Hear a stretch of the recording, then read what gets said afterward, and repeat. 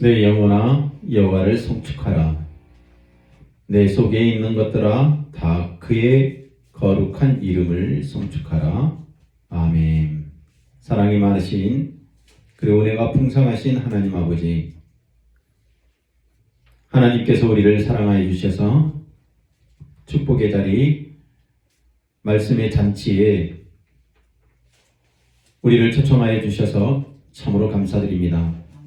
예수 그리스도의 그 피공로가 우리를 하나님의 자녀로 삼아주셨사오니 이제 하나님의 자녀로 된 그 직분과 권세와 권능이 우리 위에 있다는 그 믿음으로 세상을 넉넉하게 이겨나가는 하나님의 자녀들 다 되게 하여 주시옵소서. 이 시간도 저희들 몸이 아픕니다. 혹여나 하나님 그 아픈 부위를 놓고 안수하며 기도할 때 말씀으로 치료하여 주시고 성령이 역사하여 주심으로 회복되는 역사가 있게 하여 주시고 치료되는 역사가 있게 하여 주시옵소서. 마음의 상처뿐만 아니라 육체적인 그 모든 질병의 고통이 사라지는 하나님의 능력을 체험하며 그 체험으로 우리의 믿음이 더욱 굳건해질 수 있도록 주여 역사하여 주시옵소서. 기적 주시옵소서. 회복되게 하여 주시옵소서. 치료되게 하여 주시옵소서. 이 시간도 말씀을 듣습니다. 그 말씀이 우리의 심령 더러운 것을 몰아내게 하시고 거룩한 하나님의 말씀만 우리 심령 속에 인생 속에 채워짐으로 그 말씀이 역사하는 우리의 모습 되게 하여 주실 줄 믿습니다. 시작을 주님께 드립니다. 마치는 시간까지 우리 주님 홀로 영광 받아 주실 줄 믿사옵고 감사하며 우리를 사랑하여 주시는 예수 그리스도의 이름으로 기도하옵나이다. 아멘. 우리 23장 찬송합니다.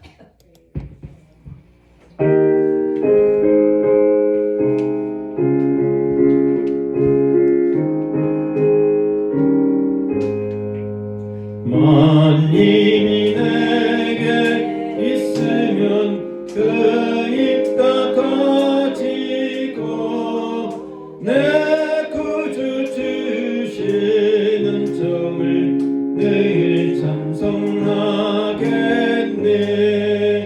내 은혜로신 하나님 날 도와주시고 그 크신 영광 넓히며 다 알게 하소서.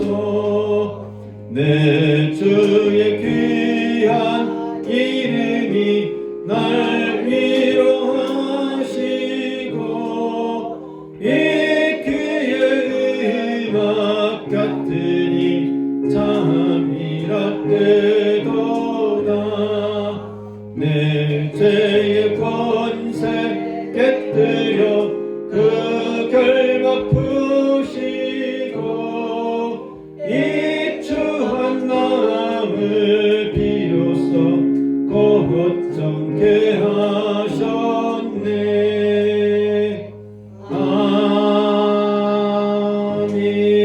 아멘. 전능하사 천지를 만드신 하나님 아버지를 내가 믿사오며 그 외아들 우리 주 예수 그리스도를 믿사오니 이는 성령으로 잉태하사 동정녀 마리아에게 나시고 본디오 빌라도에게 고난을 받으사 십자가에 못 박혀 죽으시고 장사한 지 사흘 만에 죽은 자 가운데서 다시 살아나시며 하늘에 오르사 전능하신 하나님 우편에 앉아 계시다가 저리로서 산 자와 죽은 자를 심판하러 오시리라. 성령을 믿사오며 거룩한 공예와 성도가 서로 교통하는 것과 죄를 사하여 주시는 것과 몸이 다시 사는 것과 영원히 사는 것을 믿사옵나이다. 아멘.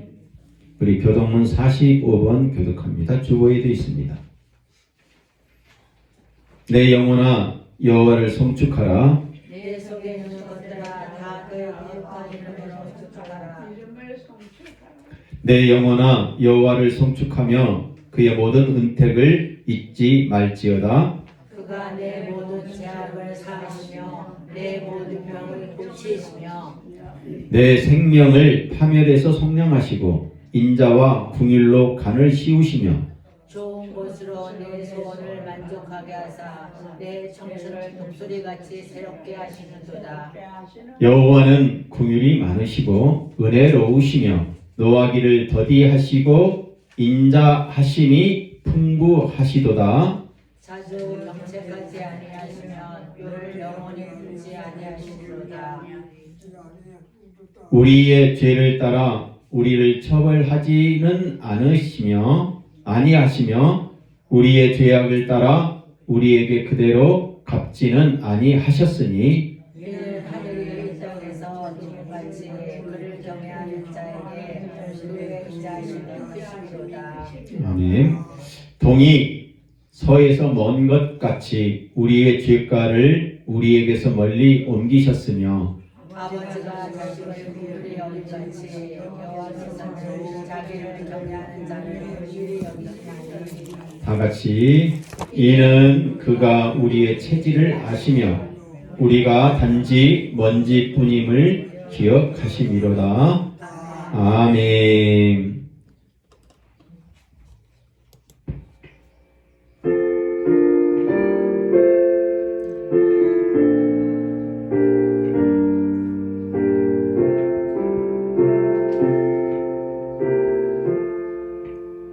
하나님 사랑은 온전한 참사랑 내 맘에 부어 주시사 충만케 하소서. 내 주님 참사랑 햇빛과 같으니 그 사랑 내게 비추사 뜨겁게 하소서. 그 사랑 앞에는 풍파도 그치며 어두운 밤도 환하니 그 힘이 크도다. 하나님 사랑은 온전한 참사랑 내 맘과 영에 채우사 새 힘을 주소서.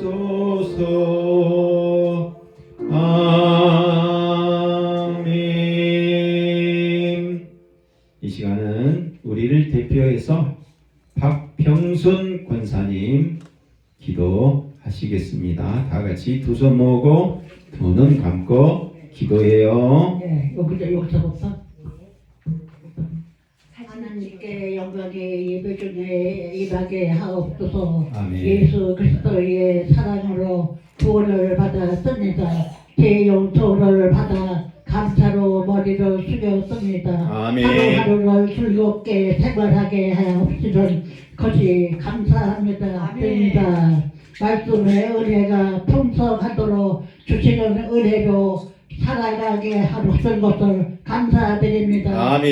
이 시간도 모든 것을 하나님께 올려드립니다. 아멘. 받아주시면 없어서 예수님의 이름으로 기도드립니다. 아멘.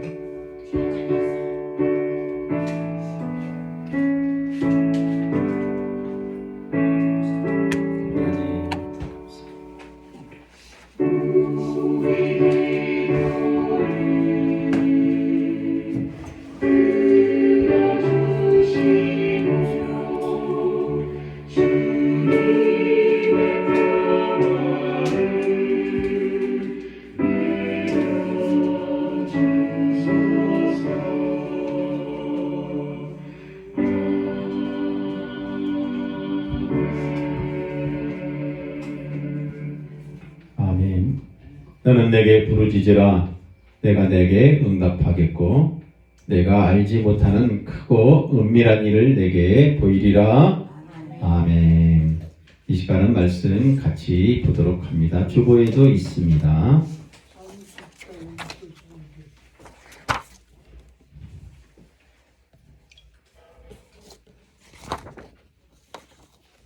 라헬이 자기가 야곱에게서 아들을 낳지 못함을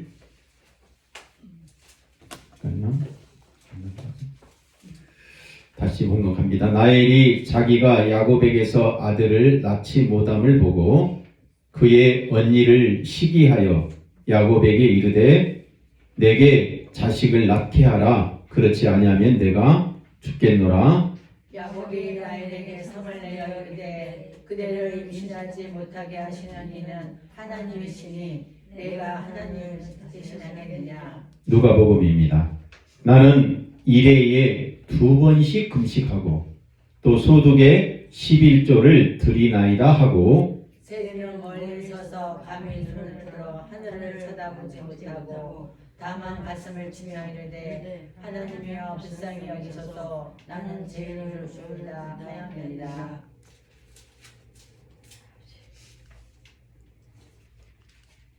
죄송합니다.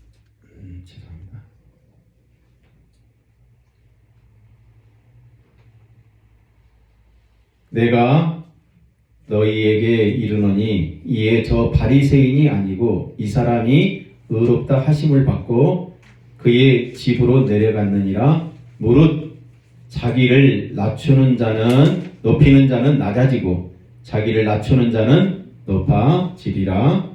아멘.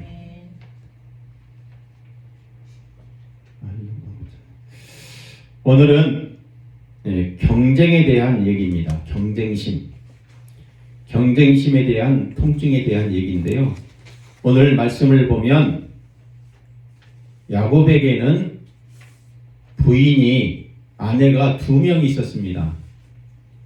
라헬과 레아라는 2 부인이 있었습니다. 근데 남편이 하나고 부인이 2 있으면 여자들끼리 뭐가 생겨요? 질투가 생기고 싸워요? 네, 싸우죠. 네. 질투심도 있지만 또 다른 하나는 경쟁심이 있어요. 네가 잘했니? 내가 잘했니? 네, 형제들끼리도 경쟁심이 있어가지고 형이 잘 사면 나도 잘 살아야 된다. 동생이 잘 사면 형이 나도 잘 살아야 된다. 그 경쟁심, 그것 때문에 집안이 화목하지 못하는 경우도 있습니다. 저 집에는 냉장고가 비싼 것 좋은 거 있으니까 나도 더 좋은 거 사야지. 저 집의 차는 그랜저니까 나는 외제차를 사야지. 뭐 이런 경쟁심에 대한 얘기입니다. 샬롬. 샬롬. 하나님은 사랑이십니다. 옆에 분과 하트 사랑해요. 네, 사랑해요. 옆에 분과 날려보세요. 네, 사랑해요.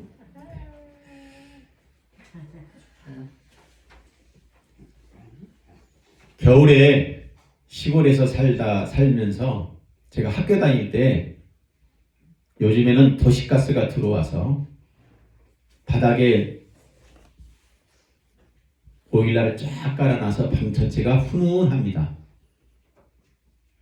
외국에 가면 바닥에 이렇게 난방 코일을 안 깔고 벽에 불을 떼서 따뜻하게 합니다. 벽에다가 뭐를 설치를 했을까요? 난로. 난로가 활활 장작이 타고 있을 때 난로에다가 손을 집어 넣으면 어떻게 될까요? 난로에다가 손을 집어 넣는 사람도 없겠지만 뜨겁습니다. 뜨겁기 때문에 통증을 느껴요. 통증. 아이고, 뜨거워. 이 통증이 있기 때문에 사람은 내 건강을 알 수 있어요. 통증을 못 느끼면 어떻게 될까요? 내가 어디가 아픈지 안 아픈지 잘 모르겠죠. 또 이 통증 때문에요. 우리 어르신들 보면 아이고 내가 내일 죽겠구나. 아프니까 얼마 못 살겠구나. 이렇게 알게 되는 것입니다.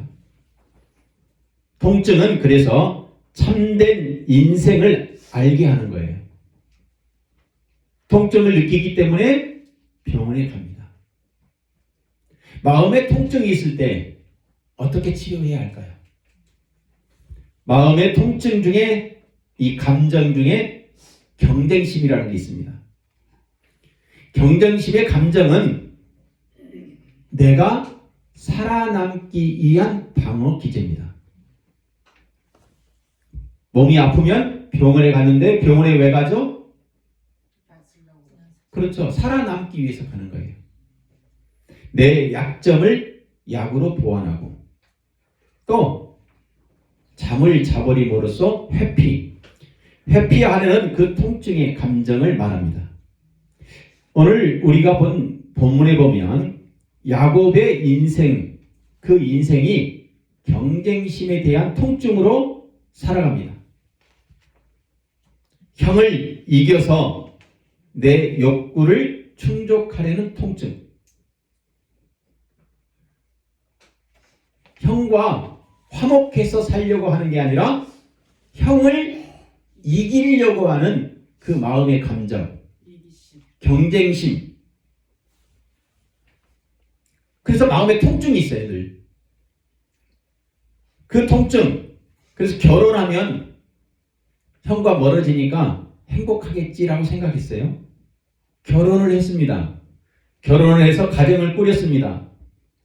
그런데 경쟁의 통증은 오히려 더 많아져요. 나엘이라는 여인을 사랑하여 결혼하면 인생이 행복해질 줄 알았습니다. 그런데 장인 되는 사람이 이 약속을 깨뜨리고 나엘의 언니 레아와 먼저 가정을 꾸리도록 해버립니다. 약속이 깨져요. 그래서 언니와 동생을 동시에 아내로 맞이하게 돼요. 근데 이 언니와 동생이 서로 사이좋게 화목하게 지내는 게 아니라 서로 경쟁해요. 싸우는 거예요. 그래서 낳은 아들들이 12명입니다. 아들들이 많으면 농사 짓는데 일꾼들이 많으니까 편안하고 행복할 줄 알았어요. 그런데 아들들끼리 또 경쟁해요. 10명의 아들과 12명의 아들, 총 12명. 경쟁해서 결국은 한 아들은 어떻게 됩니까? 형들이 죽여요. 경쟁심으로. 아버지로서 견딜 수 없는 고통의 인생을 이 경쟁심이라는 그 감정 때문에 살아갔다는 것입니다. 혹여 우리가 남을 보고 저 사람보다 내가 더 행복해져야지, 얼굴도 더 피부도 좋고 건강해져야지 라는 마음을 먹고 있다면 내 안에 뭐가 자리 잡고 있냐면 경쟁심에 대한 감정이 통증으로 나에게 작용할 수 있다는 것을 깨달으시기 바랍니다. 하나님 감사합니다. 오늘 또 우리에게 야곱이 맛봤던 그 경쟁심에 대한 통증, 그로 인하여 야곱은 그 인생이 행복한 것 같았지만 행복이 아니라고 소개하고 있습니다. 경쟁심이 우리에게는 어떻게 작용하는지, 마음에 이 경쟁심에 대한 통증이 있다면 하나님께서는 어떻게 치료해야 되는지를 알려주는 말씀, 그 말씀을 듣고 회복하는 역사가 있게 하여 주시옵소서. 혹여나 질병이 있으면 우리에게 통증이 있습니다. 마음에 상처가 있으면 통증이 있을 줄 믿습니다.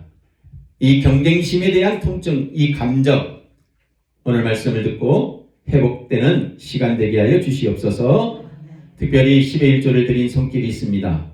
그 가정과 사업과 직장 위에 또 학교 위에 하나님의 한량없는 은혜를 더하여 주시고 쓰고도 넘치는 베푸는 그 물질 되게 하여 주시옵소서. 소원의 제목이 있습니다. 하나님, 그 소원대로 이루어짐으로 하나님의 그 기적과 소원의 역사로 인하여 믿음이 더욱 굳건해지는 시간, 물질 또 마음 되게 하여 주시옵소서. 아파서 자리에 참석하지 못한 우리의 형제자매들 어르신들 위에도 하나님이 함께하는 은혜가 우리와 똑같이 임하게 되게 하여 주실 줄 믿사옵고 감사하며 우리를 사랑하여 주시는 예수 그리스도 이름으로 기도합나이다. 아멘. 이 인생은 남을 이겨서 나의 존재감을 올리려는 거래적인 욕구에서 오는 인생 직조입니다. 그러니까 경쟁심의 통증은 남을 이기려고 하는 마음에서 오는 거예요. 남을 이겨서 누구를? 나의 존재감을 올리려고 하는 거예요. 봐라, 내가 너보다 더 잘났어. 그러면서 남을 이기며 거래하는 거예요. 내 만족을 채우려는 것입니다. 이걸 인생의 직조 이렇게 얘기합니다. 직조라는 것은 뭐냐? 네. 우리 어르신들은 배틀에 앉아보신 어르신이 있을 거예요. 저는 어려서 우리 어머니가 목화에 무명 짜는 걸 이렇게 물레로 돌려가지고 발로 이렇게 한 걸 봤거든요. 그러면 이 옷감을 짤 때 어떻게 짭니까? 길게 긴 실이 있어요. 예. 날실이라고 그래요. 날실. 그리고 옆에다가 왔다 갔다 하는 시실을 집어넣죠. 이게 날실과 시실이 적당하게 잘 들어가야만이, 빈틈없이 들어가야만이 옷이 튼튼하고 아름답게 되는 걸, 이걸 직조다 이렇게 얘기합니다. 인생도 마찬가지입니다. 인생에게도 빛과 그림자가 있습니다. 좋은 면도 있지만 인생은 어두운 면도 있다는 거예요. 이게 직조되어 가는 거죠. 훌륭한 인생은 빛과 그림자가 잘 직조되어 나가는 거예요. 빛과 그림자를 잘 조절하면 멋진 인생을 만들 수가 있습니다. 예수님은 어떻습니까? 선으로 악의 그림자를 이겨내 버림으로써 에덴 동산의 영적 세계를 다시 회복시켜줬어요. 빛과 그림자. 그래서 어둠에 있는 사람들을 예수님의 말씀으로 치료하여 주심으로 빛이 아름다운 인생으로 만들 수 있게끔 직조해 주었다는 것입니다. 드러내려 하지 않고는 숨긴 것이 없고 나타내려 하지 않고는 감추인 것이 없느니라. 예수님께서 직조한 이 복음은 감추려 해도 감출 수가 없다는 것이죠. 너무 아름답기 때문에, 잘 짜여지기 때문에.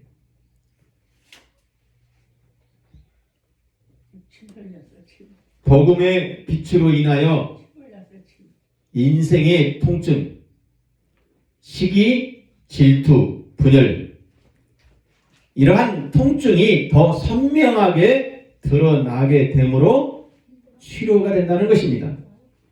그 치료로 말미암아 우리의 인생이 회복되는 거예요. 우리 같이 한번 읽어봅니다. 시작. 공의로운 해가 떠올라 치료하는 광선을 비추리니 너희가 나가서 외양간에서 나온 송아지같이 뛰리라. 우리에게는 그림자가 있습니다.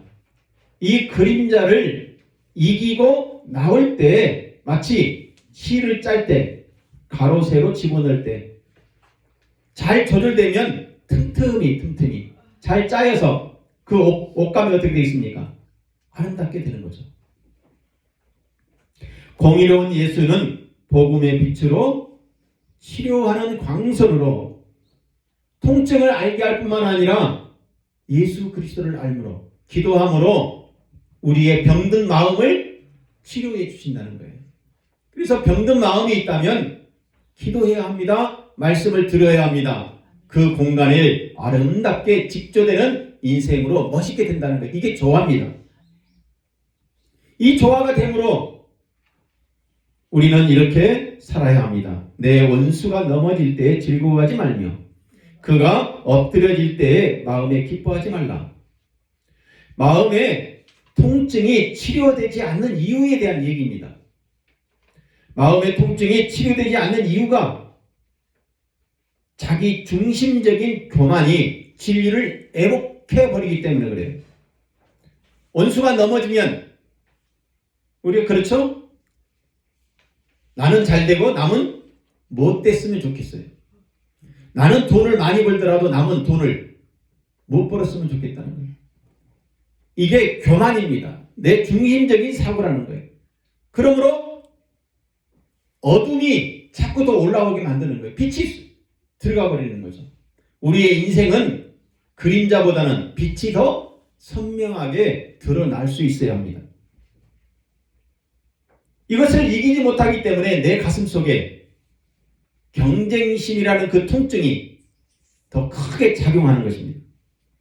남이 넘어지면 내 마음속에 통쾌해요. 우월감을 느껴요. 그래, 나는 저 사람보다 더 낫지. 이러한 사람들은 모든 일에 성공 지향적인 목표 때문에 말투가 늘 전투적이에요. 마음이 급해요. 그래서 말하는 것마다 말투가 전투적입니다. 싸우는 식이에요. 그 싸우는 투의 말투 속에는 뭐가 들어있습니까? 우월감 또는 성공 지향적인 그 내면의 감정들이 섞여 있기 때문에 그래요. 상대방을 자꾸 인정하지 않으려는 그런 마음이 들어있기 때문에 그렇습니다. 그래서 원수가 넘어질 때는 기뻐요. 그가 넘어지면 더 기뻐요. 목적만 보기 때문에 경쟁이라는 뒤틀어진 관계 속에서 통증 속의 인생을 살고 있다는 것을 알아야 합니다. 사랑하는 성도 여러분, 경쟁의 통증은 내 노력으로 산다. 하나님을 부정하는 심리가 교묘하게 숨어져 있다는 것을 믿으시기 바랍니다. 내 노력이 이미 우상이 되어 하나님과 경쟁하는 심리가 내 내면 속에 깔려 있는 거예요. 내가 노력을 했기 때문에 나는 하나님을 이겼다. 자꾸 이러한 심리가 들어가다 보면 나중에는 교회에 나가고 싶은 마음이 없어요. 교회에 나가도 하나님이 응답이 안 이루어지고 내가 노력한 것은 이루어진 것이 보이기 때문에 그래요. 교회에다가 헌금을 하고 물질을 들여봤더니 하나님이 보이지 않더라. 근데 내가 이 돈을 가지고 사업을 하면 실패하든지 성공하든지 눈에 빨리 보이거든요. 그렇게 생각하다 보면 하나님을 부정하게 되는 거죠. 내 교만이 더 위로 올라오는, 그림자가 더 선명해지는, 빛보다 이러한 삶을 살아가는, 이게 경쟁의 심리라는 것입니다. 그래서 많은 사람들은 자연을 이겼다 이렇게 생각합니다. 하나님 필요 없습니다. 여기 계면산 산자락에 공사를 많이 하더라고요. 숲을 만들겠다고. 그들은 얘기합니다. 야, 하나님 필요 없어. 포크레인이 그냥 산도 깎아내고 아름답고 또 만들어내는데, 그러나 하나님께서 장마가, 폭우가 2시간만 와봐요. 이 계면산 공사해 놓은 건 하루아침에 1시간에 다 무너질 수 있습니다. 자연과 싸워서 이겨서 내가 이렇게 아름답게 만들었다. 충주시장의 업적을 봐라. 이렇게 내 노력을 강조하는, 그게 경쟁의 심리, 교묘하게 우리 마음속에 들어있는 통증입니다. 그 통증을 치료하기 위해서 남을 자꾸 뭉개고 짓밟으려고 하는 거예요. 고단수의 사탄의 전략입니다. 사탄의 유혹에 이미 넘어간 자들이라는 것을 믿으시기 바랍니다. 그래서 경쟁심의 이 통증은 타락한 욕구에서 오는 거예요. 인간의 타락한 본능에서 오는 거예요. 그러나 이러한 본능을 하나님이 주시는 그 표준된 직조, 그 직조에 통증은 승리입니다. 하나의 옷감을 만들기에 옛날에 삼배를 쭉 찢어가지고 물에다 담그고 말리고 뽑아가지고 그거를 하나씩 돌려가지고 하나씩 양쪽으로 집어넣고 그 힘든 작업. 손에서 피가 나옵니다. 갈라집니다. 발이 통증이 있습니다. 따까닥 넣다가 뺐다가. 보셨죠? 아시죠? 나이 드신 분들. 젊은이들은 잘 모르겠지만 저 시대만 해도 그런 걸 본 적이 있었고, 요즘에는 박물관에 가봐야 겨우 얘들 볼 수 있죠. 그게 직조거든요. 이러한 통증으로 말미암아 빛이 들어가고 그림자가 들어감으로 인생에 하나님이 주시는 그 표준으로 그래 승리하지, 이길 수 있다, 견딜 수 있다. 하나님의 표준의 직조 방법은 십자가 미랄이라는 그 통증이 들어있습니다. 하나의 미랄이 땅에 썩어졌을 때 비로소 싹이 난다는 거죠. 보리를 씨 뿌립니다. 요즘에 보리 이제 뿌리는 시기입니다. 유채도 뿌리는 시기죠. 그러면 그 보리가 썩어야만이 거기에서 어떻게 돼요? 싹이 올라오거든요. 통증으로 말미암아 나는 하나님께 더 가까이 나아갈 수 있다는 것이죠. 내 노력의 힘에 의해서 살아가는 것이 아니다. 십자가의 미랄에 그래서 통증은 성령께서 믿음을 보혜하사 도와주시사 합력이 되게 하는 거예요. 통증으로 말미암아 서로가 뭐가 되게 만들어져요? 하나가 되게 만들어지는 거예요. 저희 요양원의 요양보호사들이 가끔 서로 통증이 있는 그런 말투를 주고받습니다. 네가 잘했니? 내가 잘했니? 그러나 이러한 것 속에서 그 통증으로 말미암아 뭐가 되는 거예요? 하나가 되는 거예요. 하나가. 합력이 된다는 거예요. 그게 공동체예요. 그러나 이 마음속에 상대방을 누르고 내가 더 우월감으로 나가라고 할 때 공동체는 와해되고 무너지게 되어 있다는 것이죠. 우리 같이 한번 봉독합니다. 시작. 하나님을 사랑하는 자 곧 그의 뜻대로 부르심을 입은 자들에게는 모든 것을 합력하여 뭘 이룬다? 선을 이룬다. 경쟁심보다는 하나님께서 주시는 그 빛과 그림자, 그 표준이 되는 것으로 집조해 나가는 그 공동체, 아름답게 아름다운 수가 나지고 아름다운 꽃무늬가 되는 옷감이 만들어진다는 것입니다. 경쟁심은 합력할 때 큰 힘을 낼 수 있습니다. 보통 이 경쟁심은 0살에서 3살 사이, 그러니까 아기가 태어나서 3살 때 만들어진다고 그래요. 그래서 아기 때 매우 중요한데요. 이 감정이라는 컨트롤, 조절을 할 때 그 표상이 되는, 모델이 되는 그 힘, 그 추동의 힘이요, 제일 먼저 자기가 만들어져요. 자기. 어린 애들 키워보면 자기를 먼저 만듭니다. 이걸 자아라 그래요. 자기를 만듭니다. 이때 0살에서 3살 사이에 인격 형성이 되는 시기거든요. 먼저 누구를 만든다고요? 나를 만들어요. 그게 자기 중심이에요. 부부지간에 엄마하고 아빠하고 싸웁니다. 자기들끼리 싸워요. 근데 누가 잘못을 했어요? 아기는 내가 잘못했다고 생각해요. 내가 잘못했기 때문에 누구하고 싸운다. 엄마하고 아빠하고 싸운다. 내가 잘못했기 때문에 아빠가 술 먹고 다닌다. 내가 잘못했기 때문에 엄마가 집 나갔다. 아기하고 잘못이 없어요. 왜 그런 생각을 할까요? 아이는 자기 중심이라고 해요. 남을 볼 줄 몰라요. 내가 울면 다른 사람이 반드시 나에게 밥을 준다. 내가 울면. 우리 어르신들 중에서도 아직까지 이걸 해결하지 못하는 분들도 많아요. 어른인데도 소리를 지르고 윽박 지르고 때를 쓰고 그러면 자기 위주니까 요양보호사가 와서 해줍니다.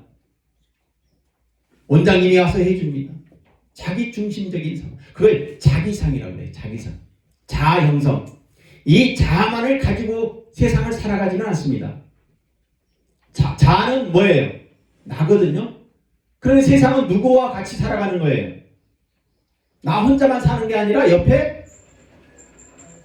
내가 아내면 남편이 있습니다. 남편이면 아내가 있습니다. 부부가 있으면 자녀들이 있거든요. 가정이 있으면 사회가 있습니다. 나만 있는 게 아니라 남도 있다는 거예요. 이걸 자기상이라고 해요. 자기상과 남을 바라보면서 살아가는 타자상이 있습니다. 그래서 0살에서 3살 사이에 이게 잘 형성이 되면 사회생활을 하는데 힘이 덜 들어요. 사회생활을 할 때 힘들다. 직장생활을 할 때 굉장히 까탈스럽고 힘든 사람이 있죠. 이런 사람들은 부모의 교육을 잘못 받은 거예요. 0살에서 3살 사이. 부모가 일 나갔다든가 부모의 사랑을 많이 받지 못했다든가. 그럼 그런 사람들은 사회 적응을 잘 못해요. 아무리 노력해도 안 돼. 왜? 본능적으로 인격이 그렇게 형성되어 있기 때문에. 직장생활에서 혼자 외톨입니다. 자기 중심적이에요. 나 배고픈데 왜 저 사람은 저렇게 웃고 다녀? 나 힘들어 죽겠는데 저 사람은 활달하게 다니네? 아이고 배기 싫어. 그게 경쟁심리까지 같이 곁들여 있어요. 그래서 0살에서 3살 사이에 인격 형성 두 가지가 형성된다고 그랬습니다. 자기와 누구? 남. 자기상과 남. 이러한 것이 인생을 살아나가는데 추동적인 힘이에요. 추동, 밀어내는, 움직이게 하는 에너지라는 거예요. 힘. 자동차가 굴러가려면 뭐가 있어야 합니까? 기름이 있어야 돼요. 기름. 자동차에 기름이 떨어지면 자동차 굴러가요? 못 굴러가요? 절대 못 굴러갑니다. 인생에 기름이 떨어진 거예요. 기름이, 잘못된 기름이 들어가 있는 거예요. 내 안에. 어떤 기름? 0살에서 3살 사이에 만들어진 인격의 형성에 그 썩은 기름이 들어가 있어요. 내 안에. 사회생활에 늘 힘들어요. 고쳐야 합니다. 노력해야 합니다. 부단히 노력해야 돼요. 훈련받아야 해요. 더 많이 남들보다 고쳐집니다. 인격 형성 시기에요. 또 다른 게 있습니다. 이렇게 작용을 하는 거예요. 이 시기에 형에게 동생이 출연하게 돼요. 내가 형이야. 나는 언니야. 오빠예요. 동생이 나왔어요. 그러면 부모로부터 이 형은 사랑의 위협을 받아요. 그래서 엄마가 없으면 동생을 모르게 가서 쥐어 때려. 꼬집고. 엄마가 있는 데서는 아이고 이뻐라 이뻐라. 볼을 비비고 쓰다듬어주고 뽀뽀를 하고. 근데 엄마가 없으면 쥐어 때리고 꼬집고. 왜 그럴까요? 이놈 때문에 내가 위협을 받는다고 생각. 생명의 위협을 받는. 그게 통증이에요. 통증. 통증을 받기 때문에 그 통증을 해결하려고 지금 어떻게 하는 거예요? 동생을 쥐어 때리는 거죠. 이게 인격 형성 시기. 그러니까 부모가 이때 아주 잘 해줘야 되죠. 그래 너를 사랑한다. 동생도 사랑해야 된다. 자기만 인생을 사는 게 아니라 남도 있다. 동생도 있다. 엄마도 있다. 아빠도 있다. 이게 형성이 잘 되면 사회적인 관계에 뒤틀어진 관계가 되지 않는다는 것이죠. 통증이 해결됐으니까. 또한 마찬가지로 동생은 누구에게 또 위협을 느끼겠어요? 형은 동생한테 위협을 느끼지만 동생은 형한테 위협을 느끼는 거야. 형만 오면 불안해. 부모가 없으면 더 불안해. 혼자 살기 힘들어. 누가 항상 필요해요? 형이 필요한 게 아니라 부모가 필요해. 그래서 부모가 없으면 불안해요. 어른이 돼서도 그래요. 요양원에 계시면서도 그래. 누가 없으면 옆에 나를 보호해 줄 사람이 없으면 불안해. 아이고 우리 자식이 없어. 우리 엄마가 돌아가셨어. 나하고 외로워서 어떻게 살아? 그 마음속에는 통증이 있다는 거예요. 내 안에 통증이 아직 해결되지 못하는 거예요.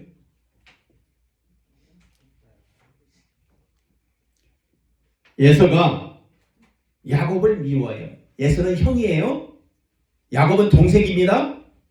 형이 동생을 미워하여 심중에 이르기를, 마음속에 이르기를, 말하기를, 생각하기를 아버지를 곡할 때가 됐다. 아버지 때문에 이제 곡할 때가 됐다는 거예요. 아버지 곧 돌아가실 때 됐다는 거예요. 아이고 우리 엄마 아빠가 이제 요양원에 들어갈 때가 다 됐네. 곡할 때가 가까웠은즉 내가 내 아우 야곱을 죽이리라. 무서운 말을 해요. 무서운 말.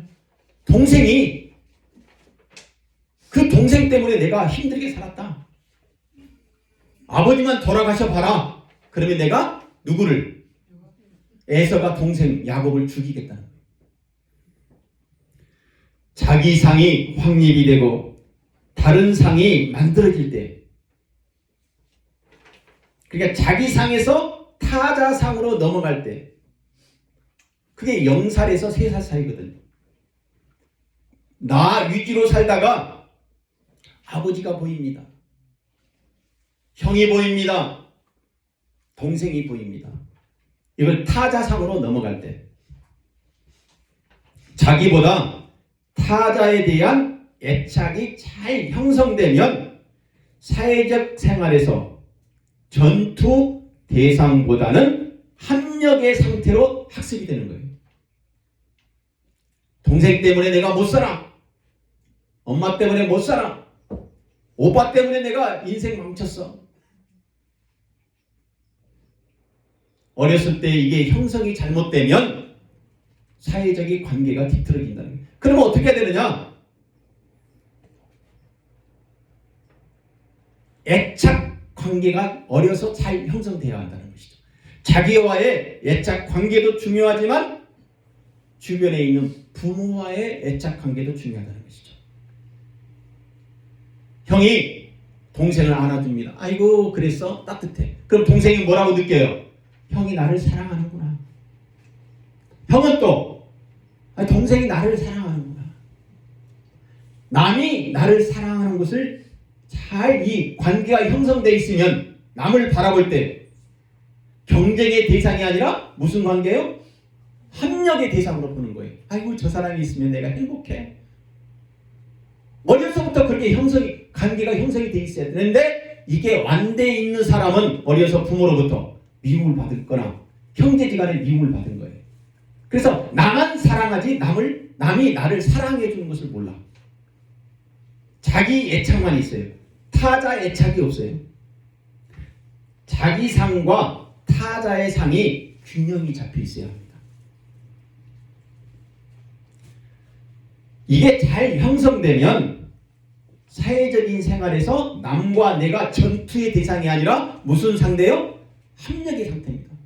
그래서 직장 생활에서 매우 이게 중요하거든요. 지만 잘났다고 지만 하는 행동 하는 사람 많아요. 그건 자기 애착만 가지고 있어요. 남을 볼 줄 몰라요. 남이 나도 사랑한다는 것을 못 느껴. 그래서 지 혼자만 떠들어. 내가 다 해주는 것처럼 말해. 사실은 남이 나를 사랑한다는 것을 느끼면, 그래 아이고 저 요양보호사 때문에 내가 출근하는 게 즐겁네.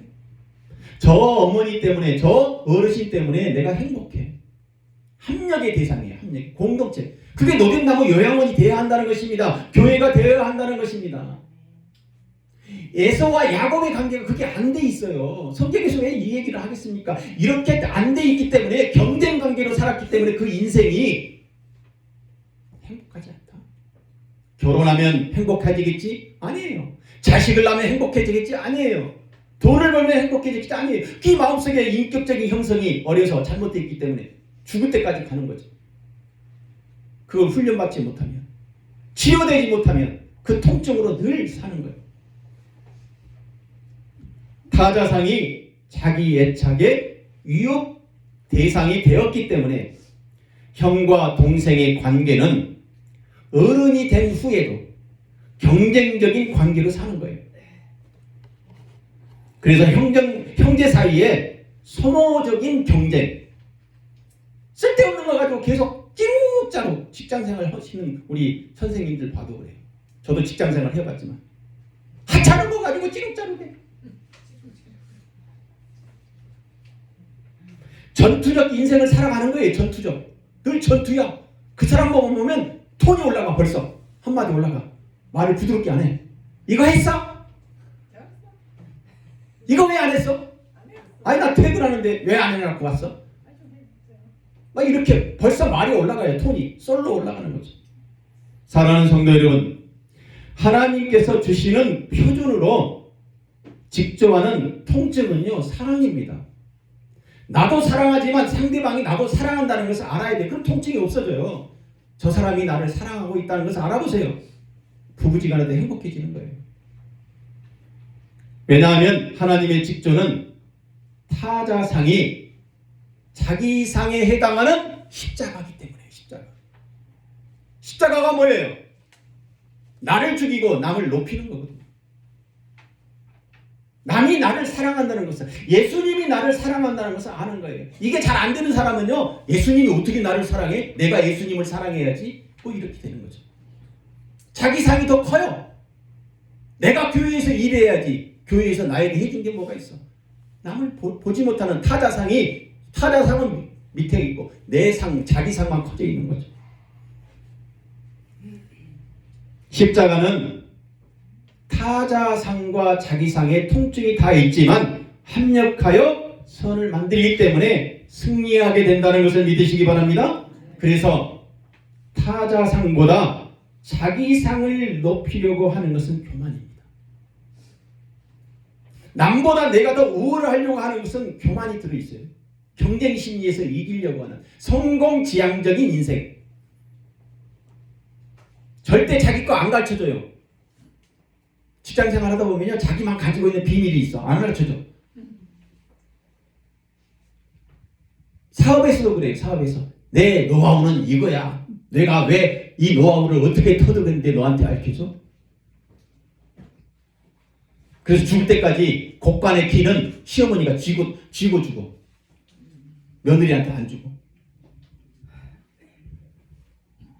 타자상보다 자기상을 높이려고 하는 것은 교만이지만 성령의 내주는 십자가의 타자상이라는 것을 믿으시기 바랍니다. 그래서 십자가의 삶은 타자 애착입니다.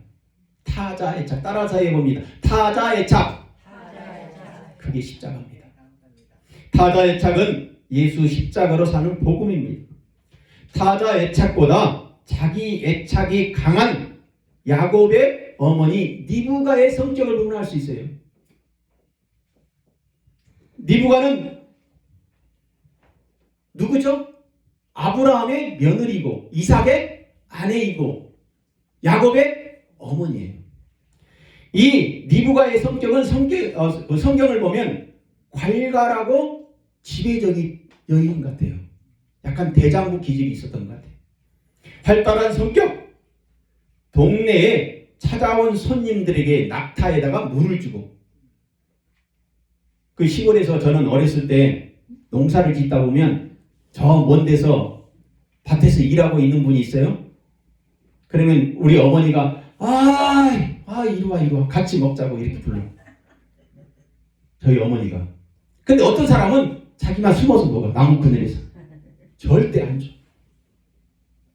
욕심쟁이처럼. 그런 사람 하나요, 시골에서. 그래서 동네에서 저 사람은 같이 나눠 먹으려고 하지 않아요. 자기 것만 하기 때문에.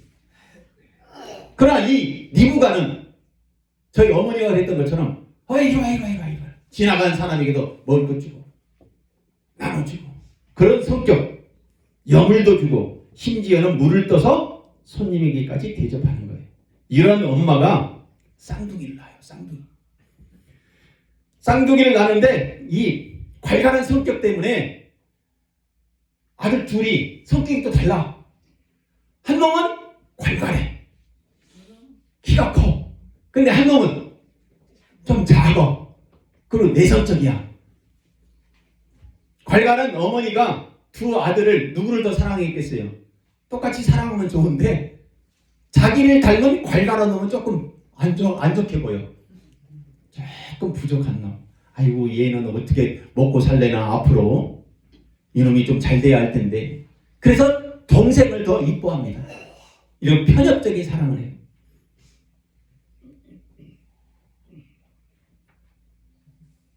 그러나 남편 이삭은요 또 반대야. 이삭은 약간 소심한 성격에 소개하고 있습니다. 그러니까 자기 부인 같은 누구를 좋아해요? 예수를 또 좋아하는 거야. 괄괄한 성격, 멋있게 생기고 키도 크고. 그러니까 부부가 엄마는 야곱을 더 사랑하고 남자는 에서를 더 사랑하고 약간 달라요. 나대와